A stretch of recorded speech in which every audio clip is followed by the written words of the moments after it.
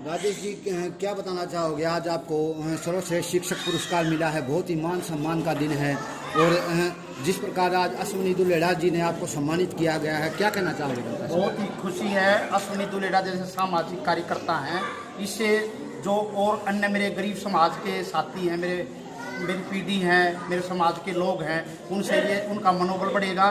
वो भी इस प्रकार के श्रेष्ठ कार्य करने की कोशिश करेंगे, आगे बढ़ने की कोशिश करेंगे। जिस प्रकार मैं एक मजदूर घर में मैंने जन्म लिया और आर्थिक तंगी झेली है, उसको झेलते हुए मैंने अपने परिवार का सारे भाई बहनों आगे बढ़े, पढ़े लिखे। आज मेरे घर में मेरा छोटा भाई लेक्चरर है, एक भाई जो है वो इंडियन नेवी से रिटायर देश सेवा कर रहे हैं मेरे भाई, और हमारी मिसेज भी टीचर है प्राइमरी स्कूल में हरियाणा सरकार में।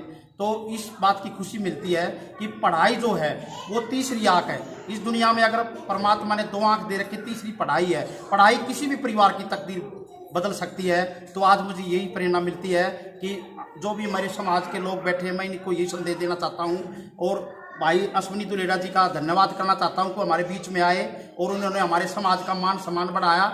और इसका यही संदेश देना चाहता हूँ कि हमारी आने वाली पीढ़ियों को शिक्षित जरूर करें, पढ़ाई जरूर दें, चाहे उनको एक वक्त की रोटी कम दे, लेकिन उनको किताब हाथ में जरूर दें। किस विषय में आपको ये शिक्षक पुरस्कार दिया गया? मैंने जो हमेशा बच्चों के साथ जो मेरा लगाव था, उनके अभिभावक के, क्योंकि हम ऐसी जगह पढ़ाता हूँ, मैं सुल्तानपुरी एच ब्लॉक में टीजीटी सोशल साइंस के पद पे कार्यरत हूँ। वहाँ पर ज़्यादातर संख्या में गरीब लोग हैं।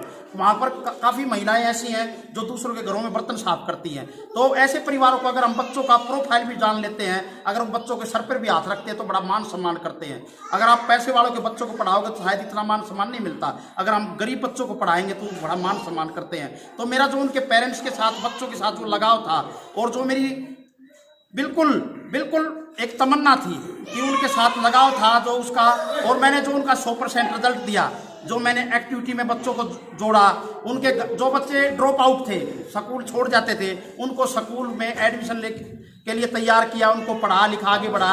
और इसी प्रकार दिल्ली सरकार ने 60,000 टीचरों में मेरा श्रेष्ठ टीचर के लिए चुनाव किया और मुझे राज्य स्तरीय स्टेट अवार्ड मिला। इसके लिए मैं दिल्ली सरकार का धन्यवाद देता हूँ। जी को सम्मानित किया गया है सर्वश्रेष्ठ शिक्षक पुरस्कार के लिए, क्या कहना चाहोगे इसके बारे में? देखिए भाई साहब, ये जो सम्मान आज राजेश जी का हुआ है, राजेश जी का जो सम्मान हुआ है, मैं तो ये चाहता हूँ कि हमारे पूरे यहाँ हरियाणा में जितने भी शिक्षक हैं उनका भी सम्मान इसी तरीके से होना चाहिए।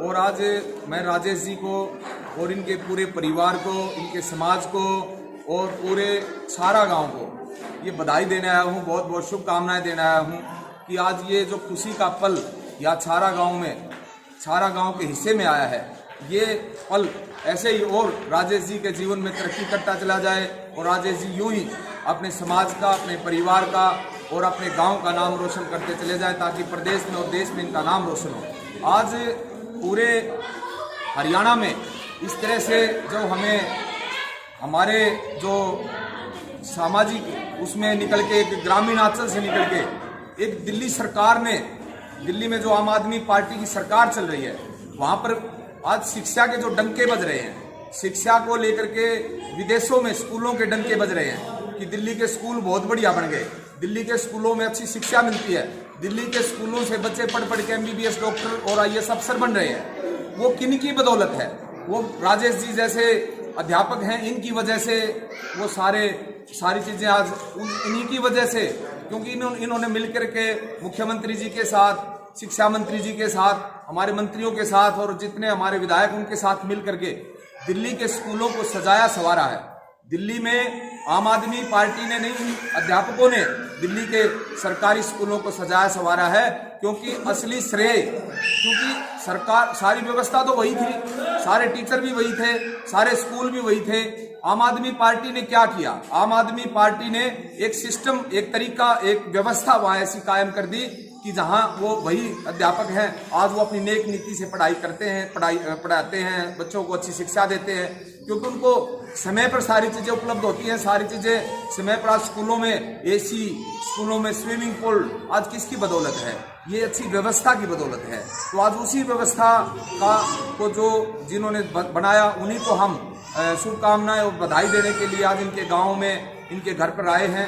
आज जो बाबा साहेब अम्बेडकर का सपना है, उसी सपने को साकार राजेश जी जैसे अध्यापक कर रहे हैं। कि बाबा साहेब ने कहा था कि शिक्षा एक शेरनी का दूध है, जो पिएगा वो शेर हो जाएगा।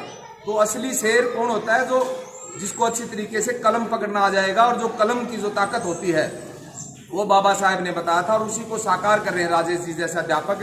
तो आज ये पूरा परिवार है, इनके गांव समाज के लोग आए हुए हैं, तो इनकी माताजी हैं, इनसे भी हम मिले हैं।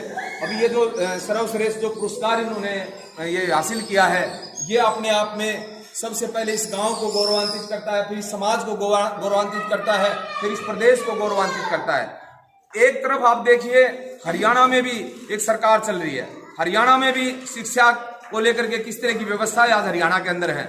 ना स्कूलों के नाम पे स्कूल बंद हो रहे हैं, अध्यापकों को सम्मानित करने की बजाय उनको डंडे मिलते हैं, और अध्यापकों को सम्मानित करने की बजाय उनके ऊपर पुलिस केस लगाए जाते हैं। अध्यापकों को सम्मानित करने की बजाय उनके ऊपर पानी की बौछारें डाली जाती हैं। अध्यापकों को किस तरीके से अपमानित करती है भारतीय जनता पार्टी की जो सरकार यहाँ पर चल रही है।